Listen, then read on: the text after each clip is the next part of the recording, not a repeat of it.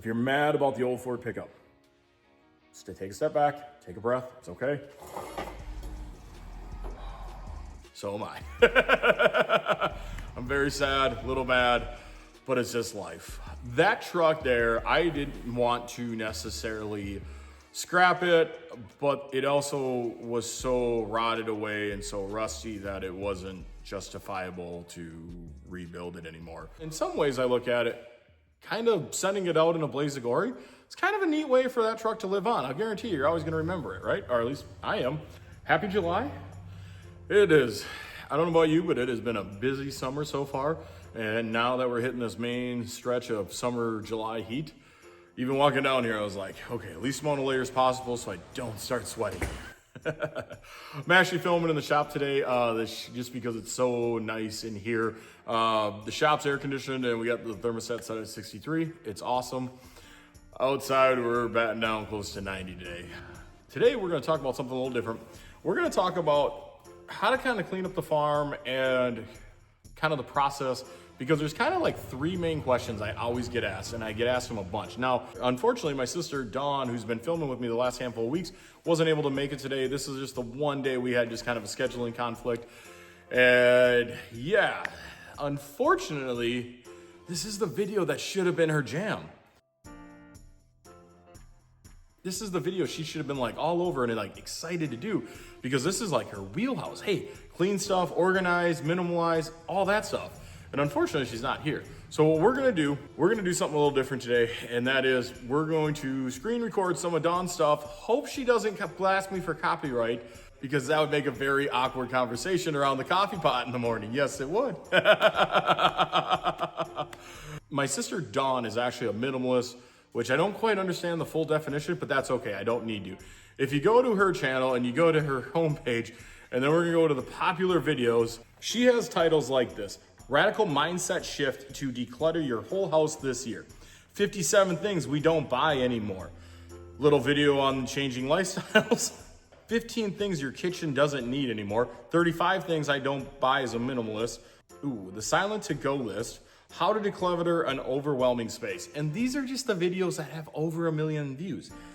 So the fact that we are going to be talking about cleaning the farm, getting rid of some stuff, and she's not here, kind of a bummer. Okay, so tip number one, if we are gonna declutter quickly, is that you're gonna have to have a mindset shift.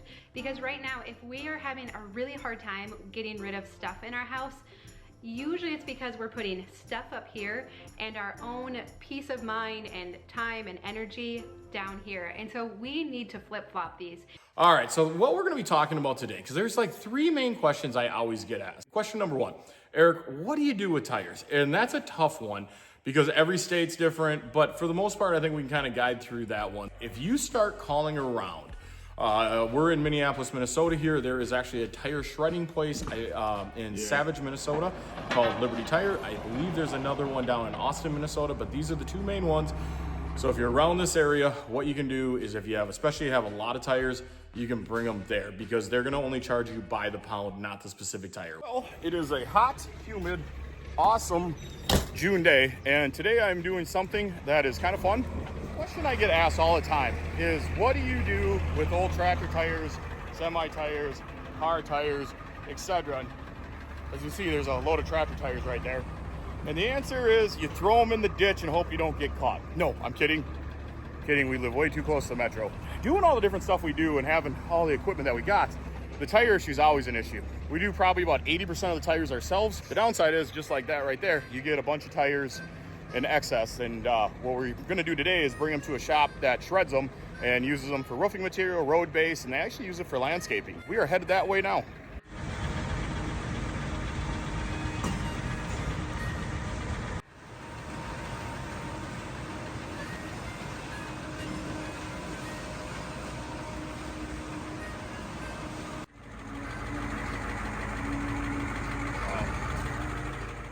It is very nice seeing all of these old tires go away. The only downside is it brings back memories and fighting tires. This tire right here brings back memories because this one changed out on the road.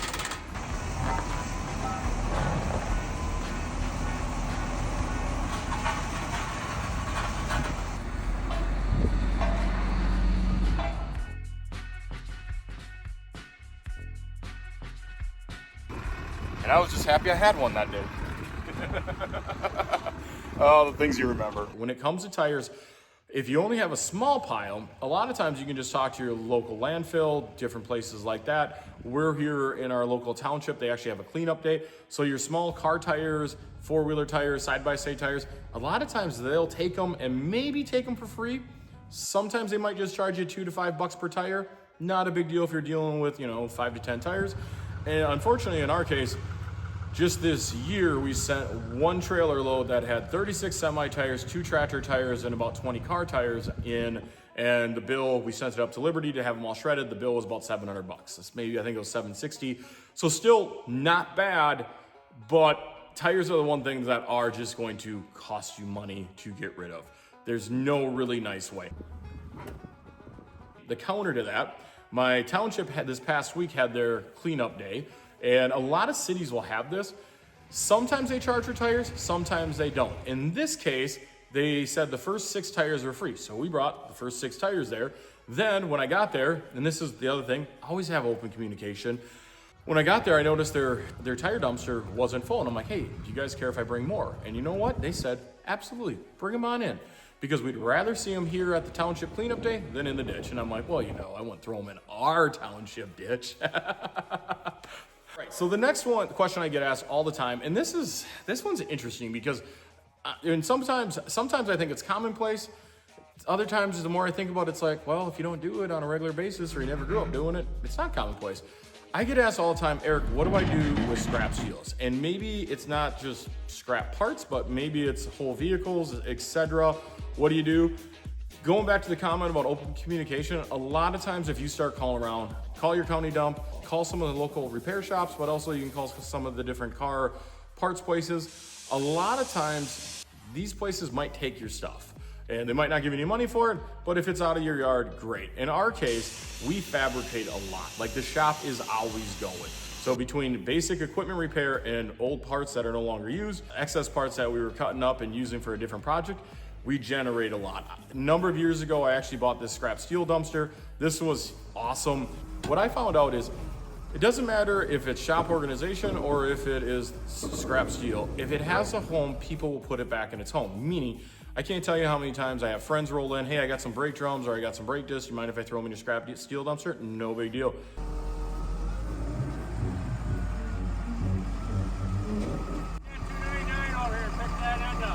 Yeah, but then what do we do with it? Back up. Should we just go widen the forks out? Let's go widen the forks out.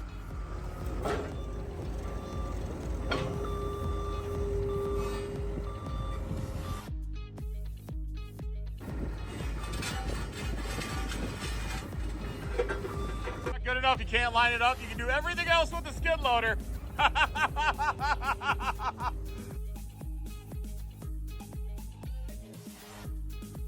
Oh, you're close.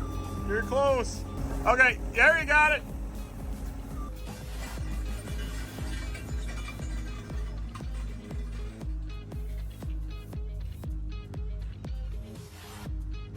Around here, we got a bunch of 55-gallon drums. When the 55-gallon drum gets full, we go dump it in scrap steel dumpster. So what was really nice is that was kind of like the center hub where all the scrap steel goes. The downside with it is it's a little bit of a bear to always load on a trailer.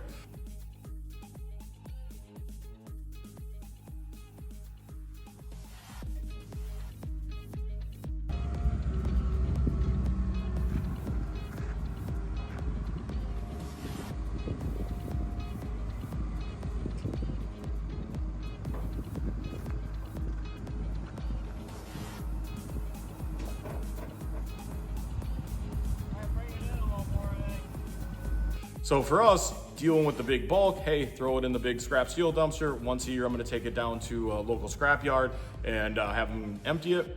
Works out really well.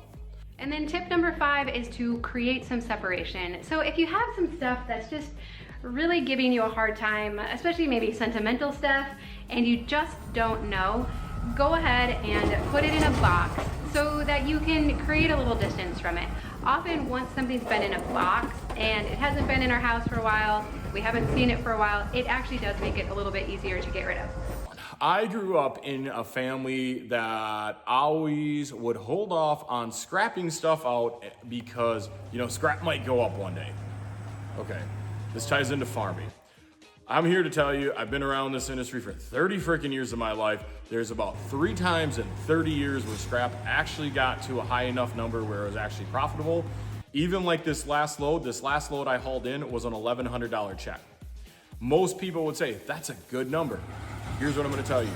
You need to subtract 100, so if I had 4 hours in going down, getting unloaded, coming back, all of that stuff, 4 hours with a low boy, minimum $150 an hour with that combo right there. So take that money off the top. Then you figure all the time, labor.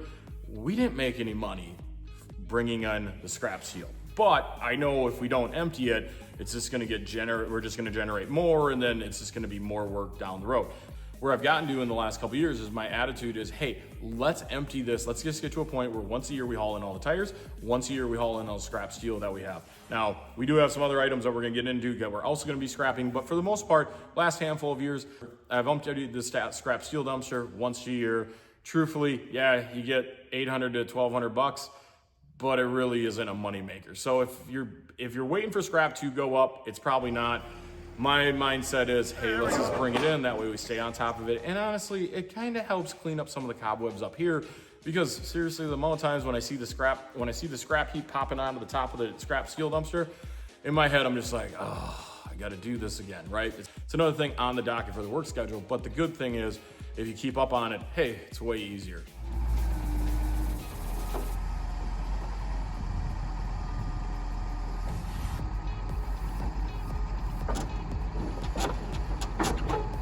Number 3 is to tell a friend, and if possible, get that friend to come over and help.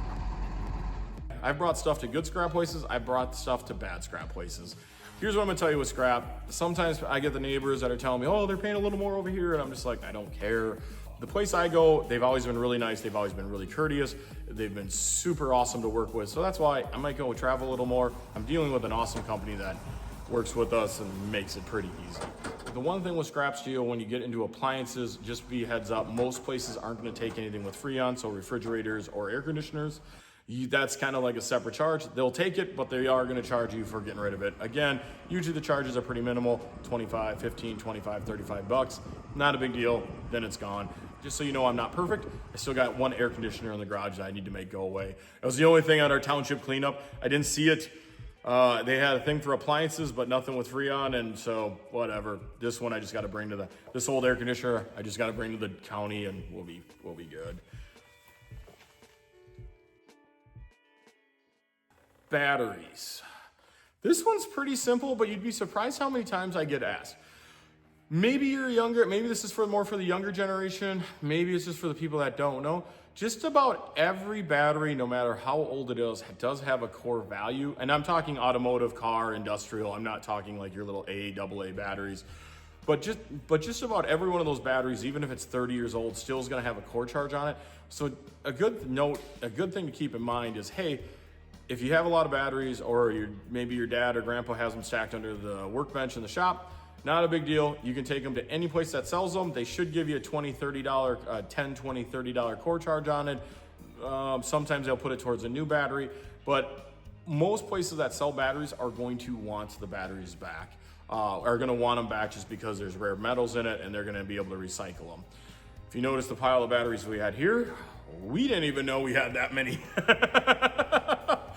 Like all of a sudden, like our whole mindset's just kind of been like, hey, let's just keep consolidating everything, clean it up so we can get everything to have one home. When everybody knows where that home is, it just goes smoother, right?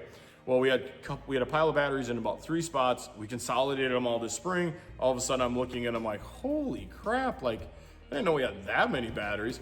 So in this instance, what we're gonna try and do, we're gonna talk to a place that we buy a lot of batteries for. Hopefully they'll take them all as cores, maybe give us credit towards new batteries, and then just kind of clean them up. Don't be surprised if you are cleaning the garage, or you are cleaning out maybe a work shed or something like that. You see 5, 6, 7 batteries, don't worry about it. That one's pretty easy to actually get over. That one's actually pretty easy to take care of, just because everybody's gonna want them for that core. Oh, it's kind of cool. Yes, sir. It was a lot of fun, and I had some really good memories. This is kind of where the truck gets recycled, reduced, and reused. The transmission from that truck is actually the MP45 that I took out in 2008 and then actually put in the 1970 Bronco that is running around today. The rear end was a Ford 9-inch that the internal guts is in one of my friend's truck, still living on today. What you didn't see in the videos, before we put it on the trailer to actually bring it to the scrapyard, we went through it. We actually pulled off all the hood emblems, all the Ford emblems, everything. There were some interior pieces we got. And so when I tell you that the body was too far gone, it wasn't worth saving, believe me. But I look at it as some of these other parts help other trucks keep going. And that's kind of cool. You know, that's one of those things that's just kind of cool. Sorry if you got shocked by seeing an old Ford pickup crushed. It sucked. In a weird way, it's kind of fitting that like down the road, I can always pull it back up and watch it. That truck had been restored priorly and not in a good way. They just smeared Bondo all over the rust. So it actually looks better in this video getting crushed than it actually was in real life, because when you start looking at it and you can start seeing the Bondo pull away from the metal, oh, there was a lot of mud in that truck and there wasn't anything left of the floorboard. So if you're sad and shocked, hopefully this makes you feel a little better. But yeah, I'm with you. I would have loved to have saved it. It was beyond that point. There just wasn't enough left of it. And like I said, some of the parts from that truck went into other vehicles that are still on the road today. So kind of lives on that way.